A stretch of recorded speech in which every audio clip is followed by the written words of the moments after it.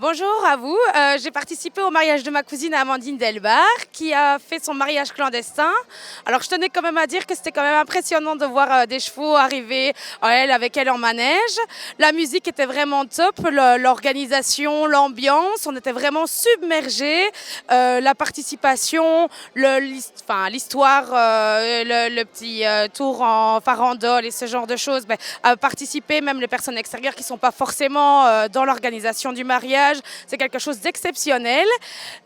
Franchement, je trouve vraiment que ça a son charme, ça a sa qualité et je ne regrette pas d'être venue au Celtic Days. Alors, qu'est-ce que vous pensez personnellement de ce genre de festivités, bien sûr, à part les mariages, bien entendu, tout ce qui est menu, tout ce qui est concert, tout ce qui est activité qui est proposé au public venant aujourd'hui et demain?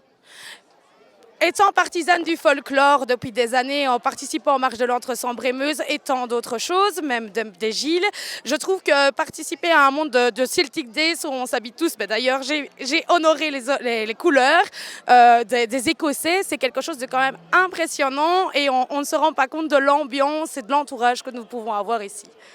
Mais c'est waouh, j'ai pas les mots. Alors, personnellement, vous habitez où et qu'est-ce que vous pensez en fait de ces festivités ici qui sont dans l'entité de Walcourt au Téchâteau? J'habite à Yves-Gomzé.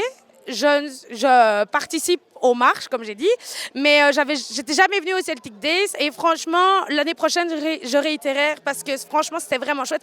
C'est immanquable, c'est vraiment un week-end super chouette et c'est quelque chose, Walcourt vaut le détour, mais il faut venir à tous les événements.